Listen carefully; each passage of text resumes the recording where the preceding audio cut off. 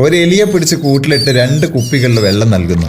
ഒന്ന് ശുദ്ധമായ പച്ചവെള്ളവും രണ്ടാമത്തത് ഡ്രഗ്സ് മിക്സ് ചെയ്ത വെള്ളവും. എല്ലാ സമയത്തും ഈ എലി ഡ്രഗ്സ് മിക്സ് ചെയ്തിട്ടുള്ള വെള്ളം തന്നെ കണ്ടിന്യൂസ് ആയി കുടിച്ച് അവസാനം അതിന്റെ ജീവൻ നഷ്ടപ്പെടുന്നു.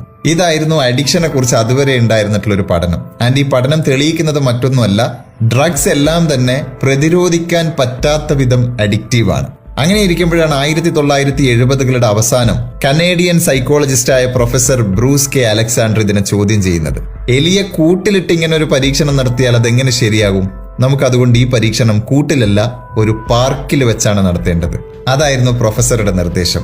അങ്ങനെ കാനഡയിലെ സൈമൺ ഫ്രേസർ യൂണിവേഴ്സിറ്റിയിൽ എലികൾക്ക് വേണ്ടി ഒരു റാറ്റ് പാർക്ക് ഒരുക്കുകയാണ്. എലികൾക്ക് സ്വസ്ഥമായും സ്വതന്ത്രമായും ജീവിക്കാൻ പറ്റുന്ന കുറച്ചുകൂടി വലിയൊരു എൻവയൺമെന്റ്.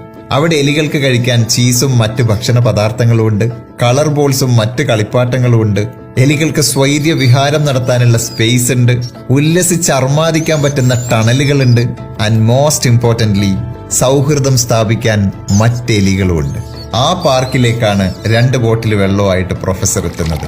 ഒന്ന് ശുദ്ധമായ പച്ചവെള്ളവും മറ്റേത് മോർഫിൻ എന്ന ഡ്രഗ് മിക്സ് ചെയ്ത വെള്ളവും. ആ പരീക്ഷണത്തിന്റെ റിസൾട്ട് എന്തായിരുന്നു എന്നറിയോ? കൂട്ടിൽ ഒറ്റപ്പെട്ടു പോയ എലി തന്റെ മുന്നിൽ കുടിക്കാൻ ശുദ്ധമായ പച്ചവെള്ളം ഉണ്ടായിട്ടും എപ്പോഴും പ്രിഫർ ചെയ്തത് ഡ്രഗ്സ് മിക്സ് ചെയ്ത വെള്ളമായിരുന്നെങ്കിൽ, ഈ റാറ്റ് പാർക്കിൽ മറ്റെലികളുടെ കൂടെ സന്തോഷത്തോടെ ജീവിക്കാൻ അവസരം കിട്ടിയ എലികൾ എല്ലായ്പ്പോഴും പ്രിഫർ ചെയ്തത് ശുദ്ധമായ പച്ചവെള്ളം മാത്രമായിരുന്നു. ഇതിനു മുമ്പ് കൂട്ടിൽ ഒറ്റപ്പെട്ടു പോയ സമയത്ത് പച്ചവെള്ളത്തിന് പകരം ഡ്രഗ്സ് മിക്സ് ചെയ്ത വെള്ളം കുടിച്ചുകൊണ്ടിരുന്ന എലികൾ പോലും പാർക്കിൽ വന്നപ്പോ ഡ്രഗ്സ് മിക്സ് ചെയ്ത വെള്ളത്തിന് പകരം ശുദ്ധജലം കുടിച്ചു തുടങ്ങി. അഡിക്ഷന്റെ കാരണം ലഹരി പദാർത്ഥങ്ങളല്ല, അത് ഒരുവൻ അകപ്പെട്ടിരിക്കുന്ന കൂടാണ്. സ്നേഹത്തോടെയും സന്തോഷത്തോടെയും ജീവിക്കാൻ സാധിച്ചപ്പോൾ ലഹരി ഉപേക്ഷിച്ച എലികളെ പോലെ തന്നെയാണ് മനുഷ്യരും. സന്തോഷത്തോടെ മറ്റുള്ളവരുമായി കണക്റ്റഡായി ജീവിക്കാൻ കഴിയാതെ വരുമ്പോഴാണ് മനുഷ്യൻ പലതരത്തിലുള്ള ലഹരികൾ തേടിപ്പോകുന്നത്. അഡിക്ഷന്റെ വിപരീതം സ്വബോധമല്ല, അത് കണക്ഷനാണ്.